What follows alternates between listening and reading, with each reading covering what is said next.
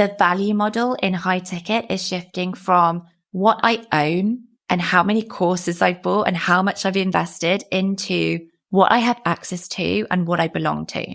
Luxury has already made this shift, and what we're seeing is that belonging is becoming the new status.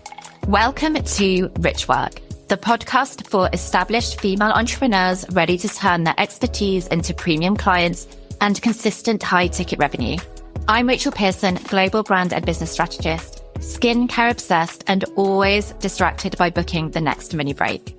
Here you'll learn how to position like a luxury brand, attract clients who love to invest, and build wealth that actually lasts, so you can create the business and life you want, not someone else's version of success.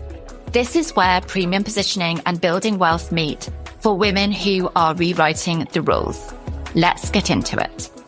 You do not need me to tell you that there has been a boom in events over the last year.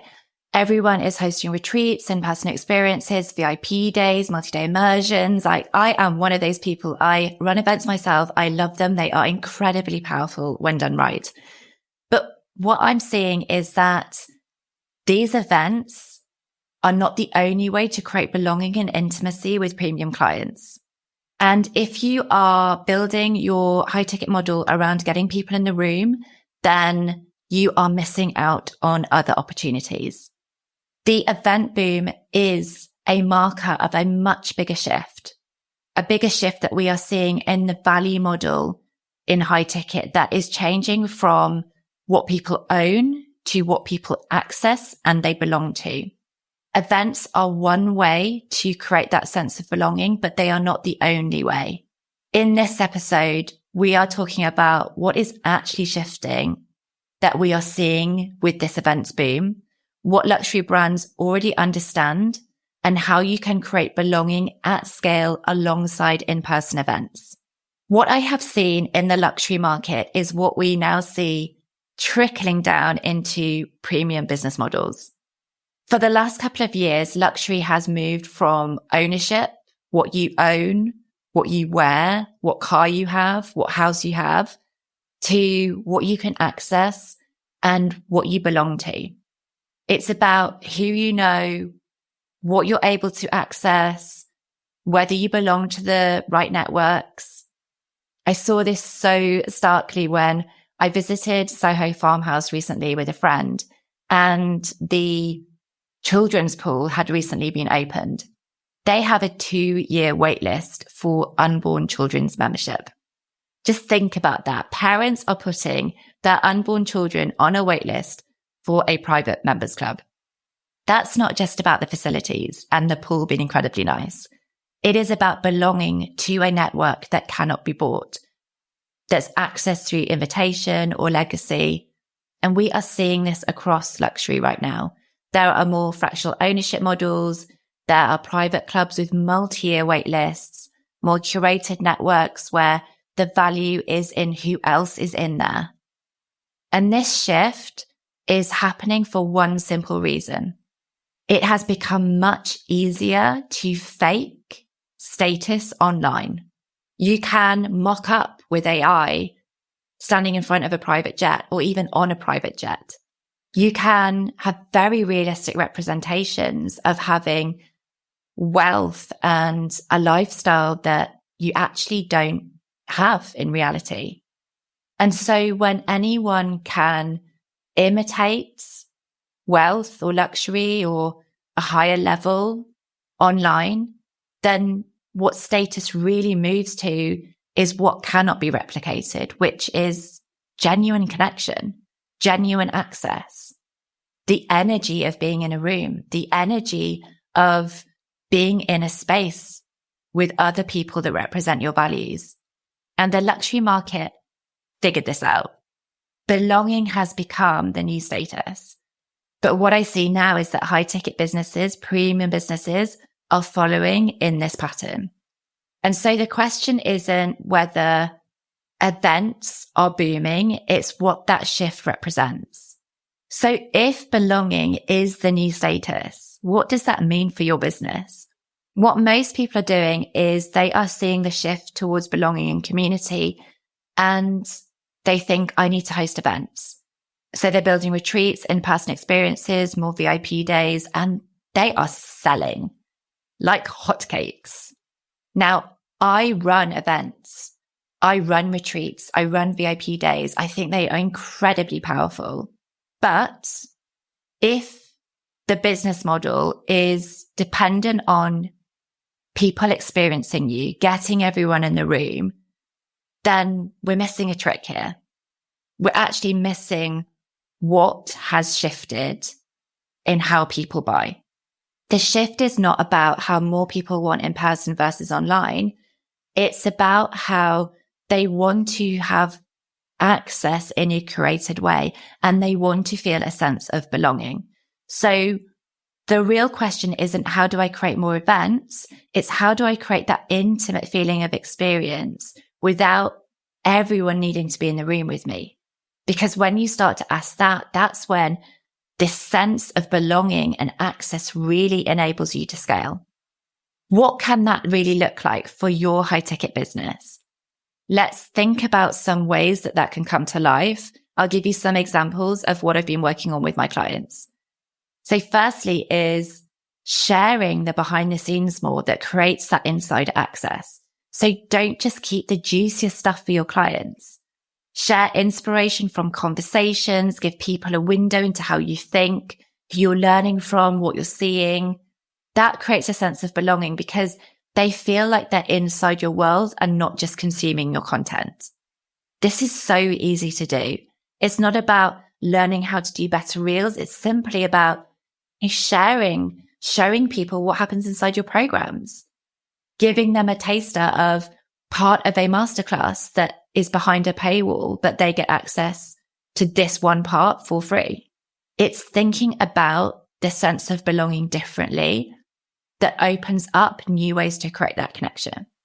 The second is designing client experiences that create choice and ownership. I use my business as an example for this.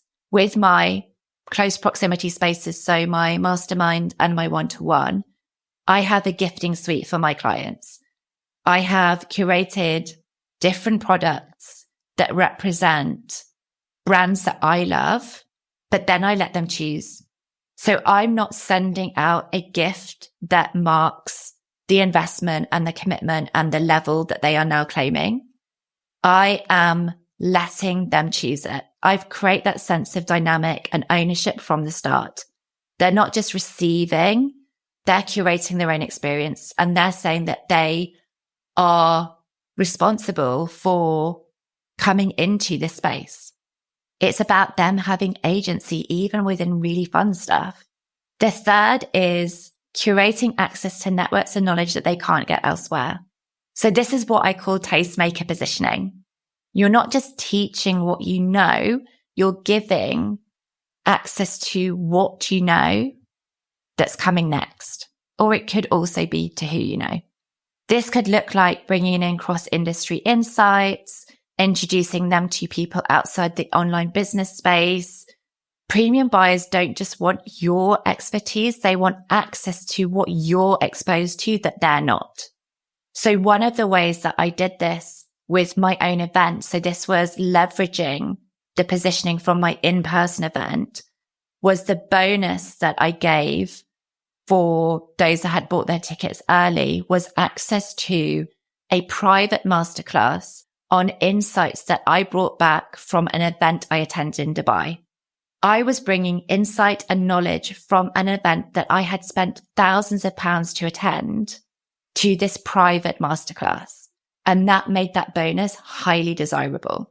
That's one example of how my in-person event then replicated the experience of belonging, of accessing something different, but on a much more scalable way. The fourth is to create private channels and curated content.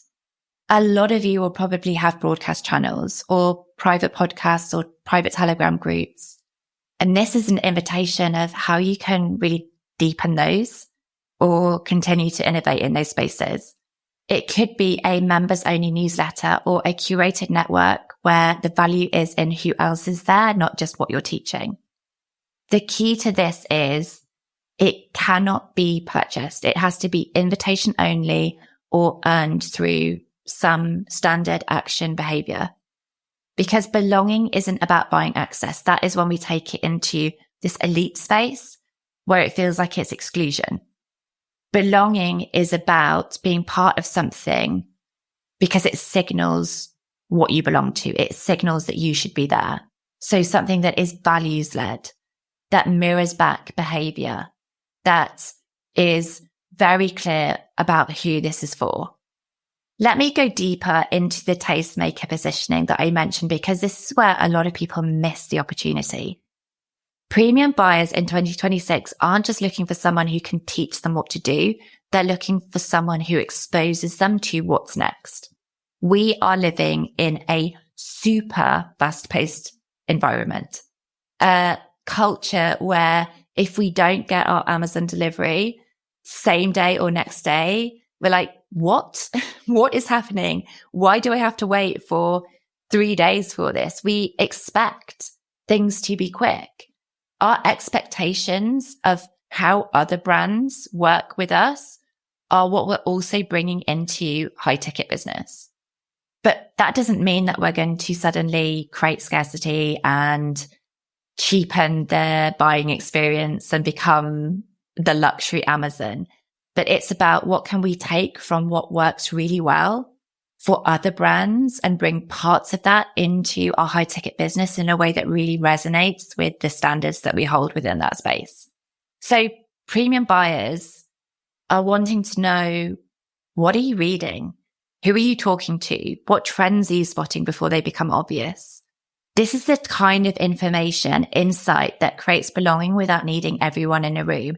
If you could download a riff on what trends you are spotting before they become obvious into your private Telegram group, rather than just dropping in and doing a training on a topic that has just come up to you 5 minutes before, that is going to have so much more value to people within that space and make them feel a real sense of belonging. And this is stuff that you will be doing naturally. You will be curious. You will be reading a lot. You will be having conversations. You will be learning about things from your mentors, from peers in your industry, from events and exhibitions that you're going to, but you're not bringing it forward. When I share what I'm seeing in luxury markets before it hits the online business space, I'm not just predicting it. And this is super important. It's not about taking what you see is going to happen and just regurgitating it. I'm translating it. And that is what builds my authority and my positioning at the same time as people feeling like they really belong in my world. They belong, but they're also like, I can continue to expand with her. Tastemaker positioning is one of the most powerful ways to create belonging at scale, because you're not just delivering value, you are expanding their world by simply bringing forward what you're already doing, but they don't have access to it. Let's look at it from the flip side. What is it that is killing this shift towards belonging and access? Trying to scale belonging through events alone. Now, as I said, I absolutely love events, but I think that they need infrastructure to support them to ensure that those events, because what can happen is you host a retreat. It is incredible. People feel connected. They feel like they belong, they make lifelong friendships, and then they go home and the belonging fades because it was tied to that moment, to that environment. And so you think, well, I need to host more events, or you create a membership, but that's not what is going to enable that transformation from the event to continue. What we're ultimately trying to do is not create more events and replicate them, is replicate, bring in the magic that people experience at events in more scalable ways. And that is about intentional design. It's about creating access, choice, insider knowledge, curated networks that make people feel like they are part of something, whether you are in the room or not. If you're building your high ticket premium business model entirely around in-person experiences, you're limiting your ability to scale, but you are also missing the actual shift that's happening right now. So let's look at how you audit whether you're creating access and belonging or just delivering content and how people feel connected to you. So ask yourself, do your clients have access to things that they cannot get elsewhere? Not just your expertise, but insights, networks, maybe it's cross-industry knowledge. If all you're giving them is content, then you're not creating that sense of belonging. Do your clients have choice and agency within their experience with you? Or are they just consuming what you deliver? Belonging, creating that sense of belonging requires ownership. They need to feel like they're shaping the experience and not just receiving it. And then finally, could someone experience what you offer without being in the room with you?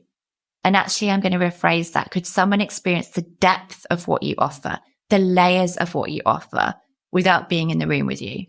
If the answer is no, if those layers, if the depth is tied to experiencing you in person, then you are capping the impact and revenue that you can have. That sense of belonging should exist whether you're physically present or not, but you do have to design for that. What I want you to take away from this episode is that the value model in high ticket is shifting from what I own and how many courses I've bought and how much I've invested into what I have access to and what I belong to. Luxury has already made a shift, and what we're seeing is that belonging is becoming the new status. Events can absolutely create that sense of belonging, but they are not the only way to do it. And the real question is, how do you create that sense of intimacy, that feeling of experiencing you without needing everyone to be in the room with you? That could be through curated access.